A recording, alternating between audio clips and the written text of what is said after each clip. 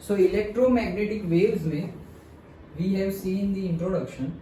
After that, जैसे मैंने बताया था कि जितने भी इक्वेशंस थे, जितने भी ओके जो इक्वेशन से इलेक्ट्रोमैग्नेटिक वेव्स की प्रॉपर्टी के बारे में कुछ भी पता चले ओके वो सारे इक्वेशंस को हम बोलने लगे to give the respect to the, जिसने ढूंढा है मैक्सवेल ने, उसको respect in the honour of him, हम वो सारे इक्वेशंस को बोलने लगे मैक्सवेल इक्वेशन। ओके तो ये हमारा फर्स्ट क्वेश्चन बन सकता है चैप्टर का। सीधा सीधा ही पूछ लेते हैं, राइट मैक्सवेल इक्वेशन। ओके तो तुम्हें स्टेटमेंट लिखना है, इक्वेशन लिखना है, स्टेटमेंट लिखना है, इक्वेशन लिखना है, मतलब जो भी हमने से हमने एम्पियर सर्किट और लॉ लिया हो और से इलेक्ट्रोमैग्नेटिक इंडक्शन से हमने से E is equal to d∅dt लिया हो, स्टार्टिंग में हमने गॉस लॉ लिया हो इलेक्ट्रिक फील्ड वाले चैप्टर में, तो वो सब डिफरेंट साइंटिस्ट ने किए हैं। मैक्सवेल की इक्वेशन नहीं है, but to give him honour we are telling these equations are Maxwell equations. Okay तो यहां से ही पहला क्वेश्चन बनता है Maxwell equations and Lorentz force. तो सबसे पहला क्या है, integration of E ds that is equal to Q by epsilon naught. ये हमने स्टार्टिंग वाले चैप्टर में ही देखा था। क्या शो कर रहा है कि अगर कोई भी क्लोज्ड सरफेस है, सरफेस लेकिन कौन सी सरफेस, क्लोज्ड सरफेस, सो कोई भी क्लोज्ड सरफेस है उसमें जो भी चार्ज होगा Q वो सरफेस के अंदर का चार्ज है। सो कोई भी क्लोज सरफेस में जो भी चार्ज होगा उसके रिस्पेक्ट में अगर हम इलेक्ट्रिक फील्ड की बात करें, टोटल इलेक्ट्रिक फील्ड की बात करें, तो वो होती है Q by epsilon nought. Okay जो स्टार्टिंग में हमने गॉस लॉ और वहां पर देखा था कि सपोज Q चार्ज अंदर पड़ा हुआ है तो जो बाहर जा रहा है या फिर अंदर आ रहा है उसके बारे में हमने डिस्कस किया था। बाहर जा रहा हो तो हम पॉजिटिव ले रहे थे और वाइसे वर्सा भी ले सकते हैं, अंदर आए तो पॉजिटिव, बाहर जाए तो नेगेटिव, वैसा भी ले सकते हैं, it depends on us. Okay तो ये इक्वेशन जो हमने स्टार्टिंग में देखा था वही इक्वेशन हमारा पहला मैक्सवेल का इक्वेशन है। Okay this equation is Gauss law in electrostatic. तो इलेक्ट्रोस्टैटिक में जो हमने गॉस लॉ देखा था, फॉर अ क्लोज्ड सरफेस कोई भी पर्टिकुलर चार्ज होगा तो वहां पर अगर इलेक्ट्रिक फील्ड हम देखें तो वो होता था electric field for a closed surface for a particular surface that is equal to Q by epsilon naught. यही था हमारा Gauss law. Okay, this gives the value of total electric flux in terms of the change enclosed by the surface S। तो उससे हमें क्या मिलता है, उससे हमें टोटल इलेक्ट्रिक फ्लक्स मिलता है in terms of the charge enclosed by the surface S। मतलब वो surface S कोई भी गोला लिया हो, सब स्फीयर लिया है, उसमें जितने भी चार्ज हो पर्टिकुलरली, तो वहां से हमें टोटल इलेक्ट्रिक फ्लक्स कितना, मतलब जैसे मैग्नेटिक फ्लक्स की बात की कि जहां पे मैग्नेटिक फील्ड होगी वहां से जो मैग्नेटिक फील्ड लाइंस पास हो रही है वो हमारा क्या है, मैग्नेटिक फ्लक्स। तो वैसे same way electric flux electric field का वो हमने पहले ही डिस्कस कर लिया था। सो वही चीज वापस लिख रहे हैं, दिस गिव्स, मतलब ये इक्वेशन दे रहा है the value of the total electric flux, मतलब यही तुम्हारा क्या है, टोटल इलेक्ट्रिक फ्लक्स, और उसी को तुम क्या बोलते हो, charge Q by epsilon not for a particular surface S। तो यही है हमारा क्या, total electric flux. Okay this gives the value of total electric flux in terms of the charge enclosed by the surface S। Simple है। तो जो हमारा electrostatic का गॉस लॉ था वही हमारा मैक्सवेल का first equation. Okay so integration E ds, closed integration of E ds that is equals to Q upon epsilon naught. Done? Yes. Okay, चलो। Then second equation देखते हैं। तो पहला इक्वेशन इलेक्ट्रिक फील्ड के लिए था, दूसरा इक्वेशन हमारा मैग्नेटिक फील्ड के लिए। सेम वे देखो, this equation is the Gauss law in the magnetostatic. तो वो इलेक्ट्रोस्टैटिक के लिए गॉस लॉ था, ये मैग्नेटोस्टैटिक, मतलब ये मैग्नेटिक फ्लक्स है, वो इलेक्ट्रिक फ्लक्स था, ये मैग्नेटिक फ्लक्स है। सो मैग्नेटोस्टैटिक्स के लिए है, this law shows that the number of magnetic field lines entering a closed surface is equals to the number of field lines leaving it। मतलब जितनी अंदर आ रही है उतनी ही बाहर जाएगी। ऐसा तो नहीं है कि कोई मैग्नेटिक फील्ड लाइंस अंदर आ तो रही है लेकिन कहीं बाहर ही नहीं निकल रही, ऐसा तो होगा नहीं। ओके जैसे मैग्नेट भी है, तो नॉर्थ और साउथ पोल हम उसी के बेस पे तो डिफाइन करते हैं कि भाई बाहर जा रहे हैं तो वो नॉर्थ पोल है, अंदर आ रहे हैं तो वो साउथ पोल है मैग्नेटिक फील्ड लाइंस। तो वही है कि जितने numbers of magnetic field lines अंदर आ रही है उतने number of magnetic field lines से क्या हो रही है, बाहर जा रही है। It confirms the absence of the magnetic monopole. इसी से हमें पता चल जाता है क्या कि magnetic monopoles does not exist. वो हमने पढ़ा था कि भाई अगर सिर्फ नॉर्थ पोल होता तो यहाँ से भी बाहर निकल रहा है, यहाँ से भी बाहर निकल रहा है, सारी सरफेस से बाहर ही निकल रहा है, अंदर कुछ आ ही नहीं रहा है। बट हमने डिस्कस किया था कि magnetic monopoles does not exist. But electrically monopoles तो नहीं बोलेंगे, लेकिन इलेक्ट्रिकली मोनोचार्ज, पोल ना बोल के मोनोचार्ज तो एग्जिस्ट करते हैं कि भाई पॉजिटिव चार्ज है या नेगेटिव चार्ज है, लाइक दैट। ओके, तो वही चीज है क्लोज्ड इंटीग्रेशन ऑफ से particular surface B D S that is equal to 0। क्यों? क्योंकि वहां पर तो इलेक्ट्रिक फील्ड थी तो वो 0 नहीं है। इलेक्ट्रिक फील्ड लाइन सपोज तुमने पॉजिटिवली चार्ज लिया तो बाहर जा रही है electric field line, electric flux बाहर जा रहा है। और नेगेटिव चार्ज ले, सोर्स चार्ज तुम्हारा नेगेटिव है सपोज तो अंदर आ रहा है। What ever convention you use, but opposite होगा। अगर पॉजिटिव में अंदर जा रहा, पॉजिटिव में बाहर निकल रहा है, नेगेटिव में अंदर जाएगा। तुमने पॉजिटिव अंदर आने वाला लिया है तो नेगेटिव में बाहर जाएगा। डन? ओके, यहां पर वैसा केस है नहीं। Understood? Okay, so that's why it is equals to 0। Simple है। पहला वाला मैक्सवेल का इक्वेशन है हमारा गॉस लॉ फॉर इलेक्ट्रोस्टैटिक्स। दूसरा ऐसे ही याद रख लो। ओके, 4 इक्वेशन याद रखने हैं। लॉरेंट्ज फोर्स भी हम ले लेते हैं साथ में, बट दैट इज नॉट, हम उसको मैक्सवेल इक्वेशन बोलते नहीं है। उससे हमें फोर्स पता चलता है, देखते हैं अभी। लेकिन पहला हमारा मैक्सवेल का इक्वेशन है Gauss law for electrostatics. Second मतलब क्या बोल रहा है वो, फॉर अ क्लोज्ड सरफेस, कोई भी क्लोज्ड सरफेस के लिए, क्लोज सरफेस के लिए जो इलेक्ट्रिक फ्लक्स होगा that will be given by the से Q upon epsilon nought. Okay, so सिर्फ इक्वेशन याद रखो, उससे भी तुम लिख सकते हो क्लोज्ड इंटीग्रेशन ऑफ से E ds that is equal to Q by epsilon naught. और फिर second Maxwell equation for the magnetostatics, उसके जैसा ही गॉस लॉ ही। ओके, तो ये थे हमारे 2। देन थर्ड, सो थर्ड तो हमने अभी देखा था लास्ट चैप्टर में। So third equation, this equation is Faraday's law of electromagnetic induction. जो हमारा इलेक्ट्रोमैग्नेटिक इंडक्शन है जिससे हमने करंट प्रोड्यूस किया, इंड्यूस्ड करंट, इंड्यूस्ड ईएमएफ, वही है हमारा। That is this law gives the relation between the electric field and this law. तुम ऐसा करना जैसे मैं तुम्हें बता रहा हूं वैसे, पहले स्टेटमेंट लिखना फिर इक्वेशन लिखना, नॉट लाइक दिस। ओके, पहले statement and then equation. So this law gives a relationship between the electric field and a changing magnetic flux। तो वही तो था हमारा, मैग्नेटिक फ्लक्स अगर चेंज हो रहा है तो ही इंड्यूस्ड ईएमएफ आता था और इंड्यूस्ड करंट आता था। अगर चेंज नहीं हो रहा है तो आएगा ही नहीं। तो हम वो मैग्नेट्स को नजदीक ले जा रहे थे, दूर ले जा रहे थे, तभी तो करंट प्रोड्यूस हो रहा था। तो वही चीज बोल रहे हैं, this law gives a relation between the electric field, मतलब जो हमारा इंड्यूस हो रहा है, इलेक्ट्रिक फील्ड इंड्यूस हुई इसलिए करंट आया है। तो induced EMF field and the changing magnetic flux, उसके बीच में रिलेशन हमें मिल जाएगा।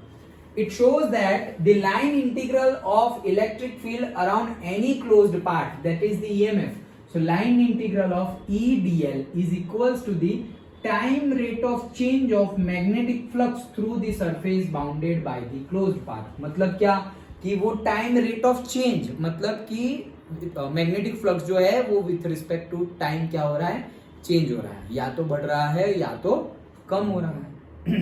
डन?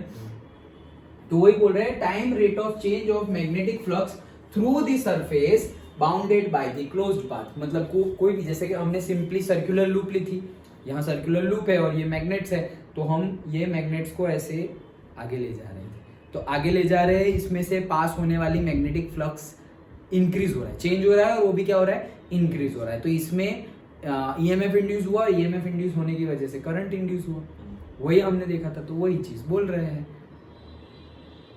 सिंपल है, जो हमने पढ़ा वही है, नया कुछ नहीं है, अभी तक नया नहीं आया है, लेकिन जो पढ़ा उसको हम सब सम अप कर रहे हैं। ओके, हाँ, सो फिर से एक बार पढ़ता हूं। So that is closed integration of E dl that is equal to minus d by dt B ds। Simple है। ओके, और माइनस साइन हमें दिखाती थी क्या दिखाती थी कि जो इंड्यूस्ड करंट है वो ऑपोजिट डायरेक्शन में एक प्रॉपर्टी है उसकी वजह से, मतलब इट शोज द लॉरेंट्ज फोर्स हमने देखा था। ओके सॉरी लॉरेंट्ज बोल रहा हूँ, लेंज लॉ। ओके तो लेंज लॉ से हमें माइनस साइन का पता चल रहा था, उससे हम देख रहे थे कि जो प्रॉपर्टी की वजह से ये करंट इंड्यूस हो रहा है उसको वो रेजिस्ट करता है। तो अगर ये मैग्नेटिक फ्लक्स इंक्रीज हो रहा था तो मैग्नेटिक फ्लक्स डिक्रीज हो उस हिसाब से इसमें करंट प्रोड्यूस होगा। ओके तो मैग्नेटिक फ्लक्स डिक्रीज करने के लिए ना, तो डिक्रीज करने के लिए मतलब ये इंक्रीजिंग है, तो यहां पर फिर हमने देखा था एंटी क्लॉकवाइज डायरेक्शन में करंट प्रोड्यूस होगा, क्लॉकवाइज डायरेक्शन में करंट प्रोड्यूस होगा, याद आया? ओके तो उसके हिसाब से it shows just a sign, वो तो सिर्फ साइन ही है। सो दैट इज न्यूमेरिकल में तुम माइनस साइन ना लो तो चलेगा, जैसे हमने न्यूमेरिकल सॉल्व किए थे वैसे ही। ओके सो फिर से एक बार पढ़ता हूं, integration E D L that is equals to minus D by D T, minus sign is for just the indication. Okay that is यहाँ पे क्या है, ये change in the magnetic flux ही है, ये क्या है, change in the magnetic flux. हम लिखते थे कैसे, D phi by D T लिखते थे, और यहाँ हमने लिखा हुआ है वो डी फाई क्या है, D phi by D T, तो डी बाई डी टी, तो वो जो फाई था उसी को हमने लिखा है बी डी एस, यही तो लिखा हमने, ये हमने नहीं बोला कि B D S is equal to zero. तो ये B D S is equal to zero क्या है, magnetic flux is equal to zero, वही तो बोला हमने सेंटेंस में कि the number of magnetic field lines entering in the close surface is equal to the number of field lines leaving it, दोनों same है। तो मैग्नेटिक फील्ड लाइंस मतलब क्या, मैग्नेटिक फ्लक्स, तो actually B D S actually है क्या, magnetic flux ही है। तो हम यहाँ पर क्या कर रहे थे, हम EMF induce is equals to minus D phi by D T वो लेते थे, याद हो, EMF induce is equal to what, minus D phi by D T. तो वो जो फाई है, फाई मैग्नेटिक फ्लक्स, उसी को हमने लिखा है बी डी एस, सिंपल है। Okay so that is this, याद आया ना? ओके हमारा सिंपली हम क्या करते थे, small E is equal to minus D phi by D T. तो जो ईएमएफ इंड्यूस हो रहा है वो change in the magnetic flux की वजह से हो रहा है, क्योंकि चेंज कहां से आया, अरे D phi by D T वही तो चेंज बोल रहा है, with respect to time change हो रहा है मैग्नेटिक फ्लक्स। तो मैग्नेटिक फ्लक्स को ही हमने बीडीएस से रिप्रेजेंट किया है, that's it, nothing else. Okay और ये सब कुछ तुम्हें एज इट इज सेंटेंस लिखकर, हमें पता ही है सब कुछ, तो सेंटेंस लिखकर ये इक्वेशन लिख देना है, उसको डिराइव करना, उसको सॉल्व करना है। ऐसे देखकर डर मत जाना, ए भाई ये सब क्या है बीडीएस, इसका आगे क्या करेंगे, कुछ नहीं करना है उसका, हमें कुछ नहीं करना है, उससे जो भी कंक्लूजन हमें मिलेगा वो directly properties we are going to learn. हम रिजल्ट कंक्लूजन ही पढ़ेंगे कि भाई इलेक्ट्रोमैग्नेटिक की प्रॉपर्टी ये है, इलेक्ट्रोमैग्नेटिक वेव्स की प्रॉपर्टी ये है, हम डायरेक्टली, हमें कोई कैलकुलेशन करनी नहीं है। तो डोंट गेट से कंफ्यूज और से having that thing in mind that okay यार ये क्या आ गया वापस उल्टा पुल्टा, कुछ उल्टा पुल्टा नहीं, हमने जो इक्वेशन अभी तक समझे हैं, लिए हुए हैं, वही डायरेक्ट डिट्टो लिखने हैं और उसका सेंटेंस लिखना है, वही है मैक्सवेल इक्वेशंस, और पूछा जाता है थियरी में। डन? ओके तो ये था हमारा third one. Fourth and last one हम देखते हैं, दैट इज जो एकदम लेटेस्ट में हमने देखा था। ओके वो एकदम लेटेस्ट में मतलब यही चैप्टर में जो हमने देखा, यही चैप्टर में जब मैक्सवेल ने एक्सपेरिमेंट किया, फिर एम्पियर सर्किटल लॉ गलत प्रूव हुआ, फिर किरचॉफ लॉ भी गलत प्रूव हुआ, लास्ट क्लास में देखा ना हमने इंट्रोडक्शन में। तो फिर उसने क्या किया कि यार ये गलत तो हो नहीं सकता, दैट मीन्स अंदर कोई एजम्पशन लिया हमने कि अंदर कोई करंट है, capacitor plate parallel plate capacitor का एक्सपेरिमेंट उसने जो किया था मैक्सवेल ने, वो लास्ट क्लास में हमने देखा उसके अकॉर्डिंगली। सो अंदर हमारा करंट है, तो वो कौन सा करंट था, डिस्प्लेसमेंट करंट। पहला वाला कंडक्शन करंट, तो कैपेसिटर के अंदर कंडक्शन करंट एब्सेंट है और डिस्प्लेसमेंट करंट है, और कैपेसिटर के बाहर कंडक्शन करंट है और डिस्प्लेसमेंट करंट क्या है, एब्सेंट है। ओके तो ये फॉर्मूला हमने लिखा था, that is B D L is equals to mu zero, I था एक्चुअल में, लेकिन वो आई को हमने क्या लिखा, आई प्लस आई डी। कंडक्शन का आई सी प्लस आई डी लिखो या आई प्लस आई डी, और फिर म्यू दोनों से मल्टीप्लाई होके इसके साथ भी म्यू जीरो, उसके साथ भी mu zero. Okay so integration B D L is equals to mu zero I plus mu zero D. Now displacement current का भी अगर याद रखना हो तो याद रख लो, डिस्प्लेसमेंट करंट का formula that is epsilon nought integration surface integration of D E by D T into D S, मतलब जो इलेक्ट्रिक फील्ड है हमारी। Okay so D E by D T, D E by dt into ds, the ds surface particularly. Okay, generally तो नहीं, लेकिन numerical में आ जाए तो हमें काम लगेगा. Okay, so this equation is generalized form of ampere circuital law. हमने लास्ट क्लास में ही देखा, एम्पियर सर्किटल लॉ था, वही तो उन्होंने अप्लाई किया था और वहीं पे तो वो गलत हुआ था. ओके, सो जनरलाइज किसने किया? मैक्सवेल ने. ये मैक्सवेल का काम बोल सकते हैं हम, क्योंकि एक्सपेरिमेंट तो उनका ही है. भले ही एम्पियर सर्किटल लॉ लगाया, लेकिन एम्पियर सर्किटल लॉ सच नहीं प्रूव हो रहा है, वो चेक किसने किया? मैक्सवेल ने किया. ओके, सो जनरलाइज फॉर्मूला है एम्पियर सर्किटल लॉ का, मॉडिफाइड बाय द मैक्सवेल. तो ये मॉडिफिकेशन किसने किया है? मैक्सवेल ने किया है. डिस्प्लेसमेंट करंट की बात किसने की? मैक्सवेल ने की थी. My Maxwell and is known as Ampere's Maxwell law. तो ये एम्पियर सर्किटल लॉ को चेंज कर दिया मतलब मॉडिफाइड कर दिया. That's why it is known as Ampere Maxwell. Done. Okay, this law shows that the line integral of the magnetic field around any closed path is related to the conduction current I and displacement current ID through the path. Simple है, कुछ भी नया नहीं. तो ये चार equation को हम बोलते हैं generally Maxwell equation. Done. Maxwell equation मतलब अगर ये तुम्हारे चैप्टर का पहला क्वेश्चन बने तो ये पहला क्वेश्चन बन सकता है, write short note on Maxwell equation और write down all the Maxwell equations. हम सोचेंगे 4 इक्वेशन लिख देंगे, 4 मार्क 3 मार्क आ जाएंगे. सेंटेंस भी लिखने हैं, सेंटेंस के साथ लिखना है. ज्यादा मार्क्स में भी पूछ लेते हैं कई बार, ये 5 मार्क में भी पूछ लेते हैं ये थे. हम सोचेंगे 5 मार्क में इतना क्या लिखे भाई, यहाँ पे थोड़ी कोई ड्राइंग करनी है, कोई सर्किट बनानी, कुछ नहीं. नीट एंड क्लीन स्टेटमेंट लिखो, इक्वेशन लिखो, स्टेटमेंट लिखो, इक्वेशन लिखो, दैट्स इट, फुल मार्क्स मिल जाएंगे. ओके, हाँ चलो. सो ये 4 थे हमारे मैक्सवेल इक्वेशंस. 5वां हम कंसीडर कर लेते हैं क्योंकि उसी के साथ रिलेटेड है. दैट्स व्हाई हम लॉरेंट्ज ने ये एक्सपेरिमेंट करके इक्वेशन दिया है, इसलिए उसको भी यही कंसीडर कर लेते हैं. तो इसलिए हेडिंग में लिखा हुआ ही है क्या? लॉरेंट्ज फोर्स. तो ये जो लॉरेंट्ज फॉर्मूला है, लॉरेंट्ज फोर्स, वो क्या है? लॉरेंट्ज ने एक्सपेरिमेंट किए और उससे उन्होंने एक इक्वेशन हमें दे दिया कि जो अब अगर इलेक्ट्रिक फील्ड होगी, और इक्वेशन दिया मतलब कुछ भी नया नहीं है, ये भी हमने पढ़ा हुआ है. क्या? जो अगर इलेक्ट्रिक फील्ड है, वहां पे कोई चार्ज है, तो इलेक्ट्रिक फील्ड में कोई चार्ज है, उसके ऊपर तो फोर्स लगेगा इलेक्ट्रिक फील्ड की वजह से.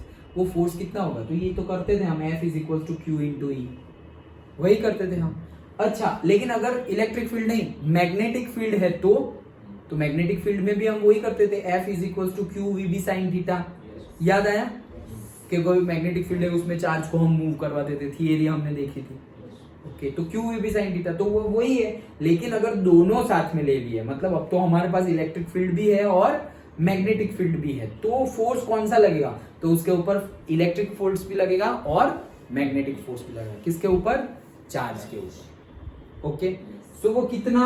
सो F इज इक्वल टू, से इलेक्ट्रिक फोर्स कितना था?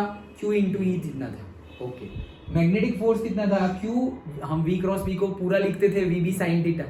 ओके, सो Q वो लिखना हो तो वैसे लिख लो, वी बी साइन थीटा.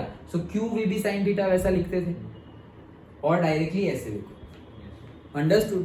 तो Lorentz force just give you the net force acting on any particular charge when moving in an electric as well as magnetic field. अगर इलेक्ट्रिक और मैग्नेटिक दोनों फील्ड है और उसमें कोई चार्ज मूव करे, तो इलेक्ट्रिक फील्ड में मूव करे, उसके लिए हमारे पास फॉर्मूला था QE. अगर मैग्नेटिक फील्ड में कोई चार्ज मूव करे तो उसके लिए भी हमारे पास फॉर्मूला था QVB sin थीटा. लेकिन दोनों के दोनों हो और तब कोई चार्ज मूव करे तो उसके ऊपर कितना मूव करे, मतलब उसके ऊपर कितना फोर्स लगेगा तो वो मूव करेगा. मैं बोल रहा हूँ मूव करे तो इतना फोर्स लगेगा, फोर्स करे लगेगा तब वो मूव होगा, like that. Understood? Okay, so simply वो लॉरेंट्ज ने एक्सपेरिमेंट किया था, that's why it is called Lorentz formula. F is equal to Q, common निकल जाएगा, ना निकालो तो अंदर रहने दो, कोई बात नहीं, सिंपल है. ये थी एग्जाम पॉइंट ऑफ व्यू पूछे जाने वाली फर्स्ट थियरी हमारी, क्या? Maxwell's equation. लास्ट क्लास में हमने इंट्रोडक्शन देखा था, इलेक्ट्रोमैग्नेटिक वेव्स है क्या, उसको मीडियम की जरूरत है या नहीं है, या नहीं है? है? नहीं है. लास्ट क्लास में डिस्कस नहीं किया था. इलेक्ट्रोमैग्नेटिक वेव्स को मीडियम की जरूरत, वो तो भाई मैंने एक्सरे और उसकी भी बात की थी, सैटेलाइट की बात की थी। सनलाइट इलेक्ट्रोमैग्नेटिक वेव्स है, तो देखो सन से यहां तक आ रही है, तो बीच में तो वैक्यूम भी है। अगर उसको जरूरत होती मीडियम की तो वो वैक्यूम से इधर आ ही नहीं सकता था, बीच में तो कितना वैक्यूम है। ओके, जरूरत किसको है, वो वाले को। मैटर वेव्स की बात की थी ना, तो से साउंड वेव्स है, या फिर वो रस्सी वाला एग्जांपल दिया था कि ऐसे रस्सी हमने खींच ली तो रस्सी ऐसे ऐसे ऐसे ऐसे होगी, तो उसको मीडियम की जरूरत है। पानी है और उसमें मैंने पत्थर मार दिया, तो पानी में ऐसे वेव्स प्रोपेगेट हो गई, तो मतलब वो पानी की, उसमें पानी होना जरूरी है, नहीं तो होगा नहीं।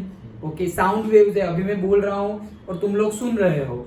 ओके, तो ये साउंड वेव है, तो भाई मीडियम की जरूरत है। मान लो कि यहाँ पर हमने वैक्यूम क्रिएट कर दिया, कोई वैक्यूम पंप ले आए एकदम हायर कैपेसिटी वाला, जिससे कि हम ऐसा कर सके।